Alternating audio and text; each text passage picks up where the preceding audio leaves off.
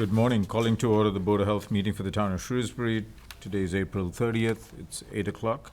Minutes of the last meeting from March 19th, 2025 have been circulated. Are there any amendments? If not, I'll entertain a motion to accept them as written. Motion to accept. Thank you. Second? Second. Ms. Rosacci? Aye.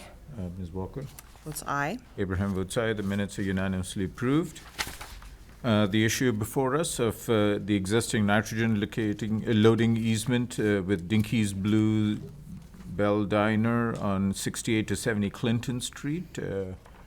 Sir, would you mind introducing yourself, and then you can make a brief comment. We have the materials in front of us. Thank you, Mr. Chairman. For the record, Doug Hartnett, Principal with High Point Engineering, here this morning representing 160 Holden Street LLC, the owner of the property in question, as well as GFI Partners. Perhaps a little bit of history if the board's not dealt with this type of situation as it relates to the nitrogen aggregation land. So Dinky's Bluebell Cafe back in 2007 obtained approval from DEP in the town to, and I'll point you in the direction of this plan, to get an off-site, we call a non-facility credit land that basically offsets the land area that they would otherwise need to construct a septic system that fully complies with Title V within a nitrogen-sensitive area, which in this case, we're in the Zone 2 of a wellhead protection area. So that was all done by the Board of Health and DEP back in 2008 by a former owner of the property. GFI purchased the property in about 2017, 2018. And as you may be aware, GFI has gone through a lengthy and significant approval process for an industrial development that you see superimposed on the plan here. Under the easement agreement that was agreed to in 2008, there are certain restrictions within the within the aggregate land for nitrogen loading, including prohibitions for impervious surfaces, nitrogen-containing fertilizers, creation of land underwater.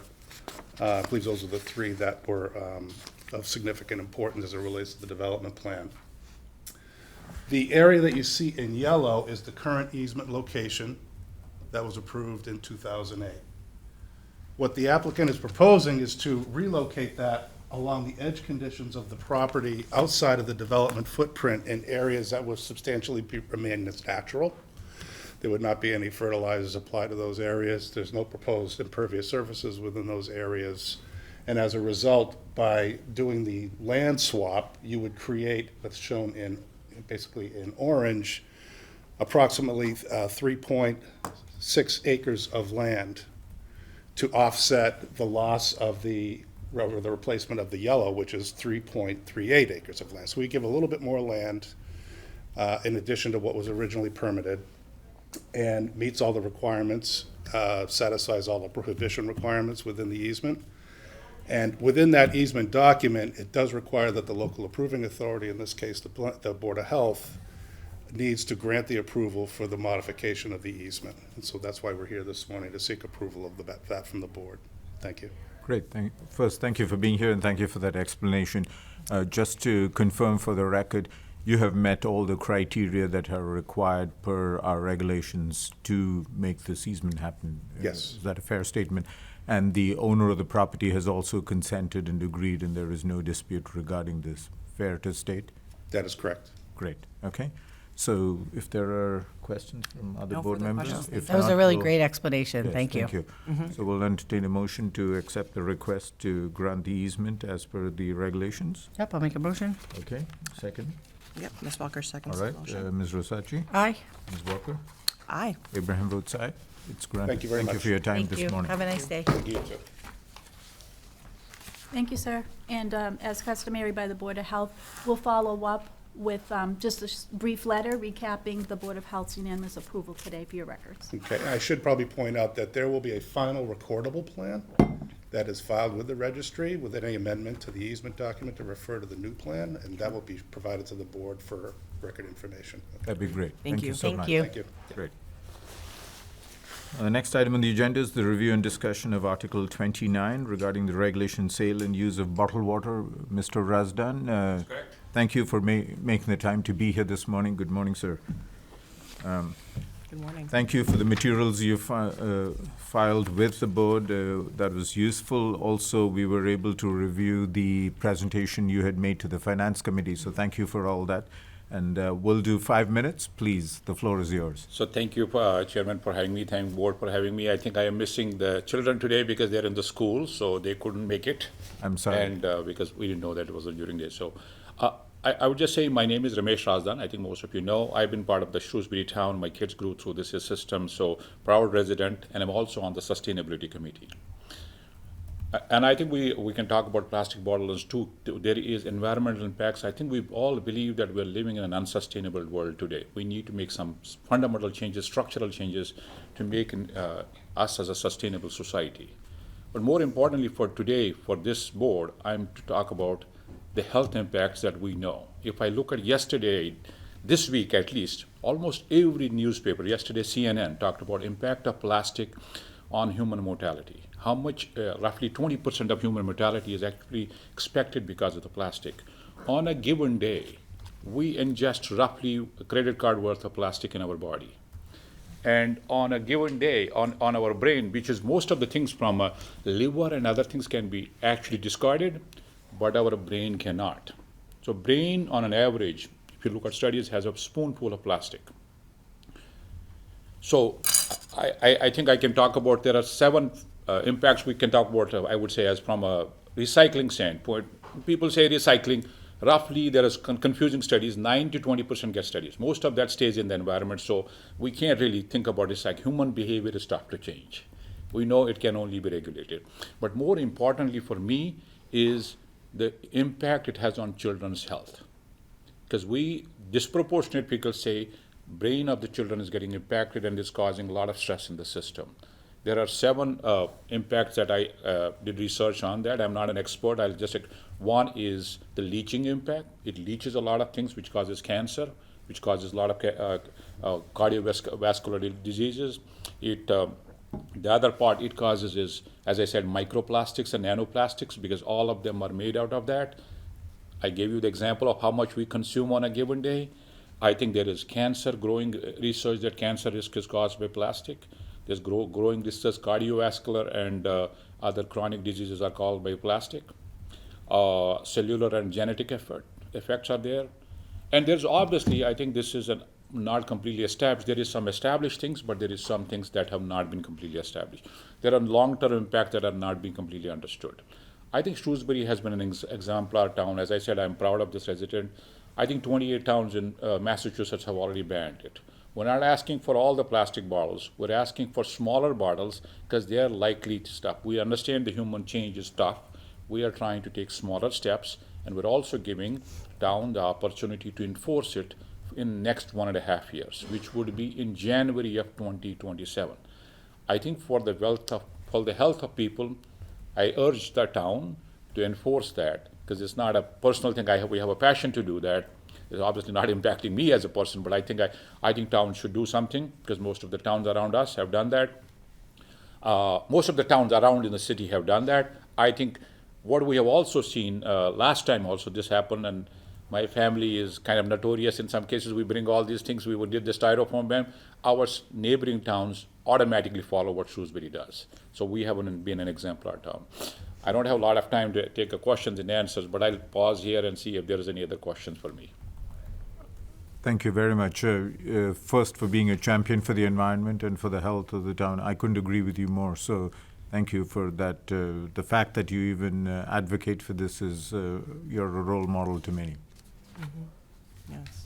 I'm well aware of the risk of plastics. As a physician myself, we've been well sensitized to the fact that plastics in the long term damage the environment and the health risks, as you've outlined eloquently. So I have no further questions. Questions for Mr. Razdan from either of our board members? I have a question.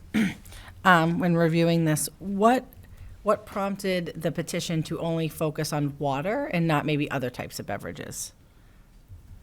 I think, as I said, human change is very tough to do. What we see in most, what can we do really? It's like it comes down to small steps that we take in a journey towards that. Look at most of the parties that I go, we use smaller plastic bottles. We use these medium plastic bottles. We still think that maybe the 1 liter should be still in pin. Because to me, the changing human behavior, we are by definition, and chairman can, we are lazy beings. We don't like any change that is not enforced on us. Mm-hmm. So I think we're trying to take a steps. Most towns have banned plastic bottles, period. So we were saying is, okay, what is practical? What can we do? We're also looking at, we will come back to the town, what is the financial impacts if there are. We don't believe any financial impacts are there, but we're trying to see, because change behavior is difficult, what is the minimum step we should take? Can we do other things? Yes. Is there studies to say that? Yes. I think it's just a matter of what is practical, what can we do as a community. Great, thank you. Yes, I do have a question. Just curious if it's been explored or looked at, what's being proposed here is a ban on water bottles or single-use water bottles less than a liter. I was curious if it's been explored taxation as other strategies in the state, and if that's, could be another alternative to this, if, talking about change behavior. I think in the financial committee meeting, one of the gentlemen in the financial committee had talked about smoking cessation and that going down over the years, and really highlighted education as the primary leading cause for reduction in smoking. I would say that there are definitely other things that have led to the decrease in smoking, to include taxation. So I was curious about if that's been researched or if that's been implemented in other towns in Massachusetts. I think it's a multi-year journey to me. Yes, can we do education? And we should. The question is, these are student kids, and how much time they have. They know all of them are high school kids. I applaud them for even working with me to do that, because they are super busy. As I said, all of them have exams today, but they wanted desperately to come. So, yes, can we educate? But I do think human behavior does not change just by incentive. It only changes by two things. I'm in a corporate, I run a big technology firm, is either penalty or through incentive. And I think, yes, inspiration, what you say, education does help, but till you penalize to a tax. And I do think Massachusetts as a state, I think is an exemplar state, as a state level should do something. That's not up to me. I think that's to the legislators and whatnot. What I am thinking is I'm in a small community called Shrewsbury. What can we practically do rather than worrying about everybody else? Because yes, can we do that? Should be there taxation? Yes. But I think we will inspire and educate things, but I don't think that will be enough to get us to where we need, because change is hard. Change is hard for me, change is hard for all of us in this system. Awesome. Thank you. Could I ask one question? Sure. So for any type of petition like this, coming from the Board of Health standpoint and on behalf of any other department that's supposed to enforce this, what does the enforcement piece look like? Do the people that are proposing the petition understand what the staffing looks like here in Shrewsbury? Because each department does not permit every type of business that could possibly sell a single-use bottle under a liter. So have there been any considerations about Yeah, I what think that we would look took in- like? Because we do have many, many other bylaws and bans that we're tasked to enforce, so I was just I wondering. think we took inspiration from what other towns have done. Obviously, this is a discussion that we could have I am having with Kevin to do more. What can town as an enforcement do that? We understand everybody is staffed and whatnot. So we outlined their first fine could be $100, second fine could be $200, and third fine could be $300. Who should enforce it? I think it's town, and town manager has to kind of figure out that. Is there an increasing staffing? I think that's a question with Kevin, and I'm supposed to meet with him next couple of weeks to figure out what does that need. Is there an incremental staffing, or should we do a fundraise to help town to offset some of the cost? All of them questions. I think what is not negotiable is the human health. Because we can say, as World beautifully says, I can get everything back except my health. So health impacts, as doctor would certify to, they are they can't be pulled back. So we have to think about, is the impact to our health, is the impact to the children, is the impact to the longer care, is that worth that question or not? I think that's fundamentally the question. Thank you very much. And will this go to town meeting for a vote? Yes. Okay. It is supposed to go to the town meeting. I think today I had a briefing, but I said I will be in person, so I want to show up my face. So thank you. I have to drive from here to Waltham, so I appreciate you doing. I spent a lot of meeting with Carrie. Said, Carrie, thank you for engaging me. Thank you for help, all the support, and I appreciate you doing a voluntary help here. That's awesome. No, and thank you for being here. Thank you. You're a passionate advocate. Please let your students know you are an excellent voice for them. So thank you for eloquently stating the point. I was also Awesome. very impressed with the Great. students. They were Yes. Yeah, really, Thank we're you. amazing. Thank phenomenal presentation. Yes. All right, thank you. Have a nice and wonderful rest of the day. Thank you. You too. Thank Grateful you. for your time.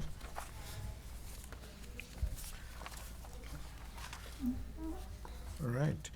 The communicable disease update was distributed electronically. Ms. Houghton is not able to be here today with us. Are there any questions of our board members? In general, I would state that I think our communicable disease is generally on the downswing a bit right now, probably due to beneficial changes in weather. Measles outbreaks are an issue in the rest of the country, less so here because our vaccination rates are still better than many other parts of the country. And so other than that, COVID is at an all-time low. Flu has sort of eased off as well. And there are no specific other major infectious diseases that we need to be concerned about. So barring that, we'll move on to the Central Mass Regional Public Health Alliance updates. Mr. Vahansky, did you want to comment? Good morning. I will just go over and review the environmental health data that was conducted since the last Board of Health meeting. So we've conducted 68 inspections. These include beaver complaints that come through around this time of year, as well as any other complaints.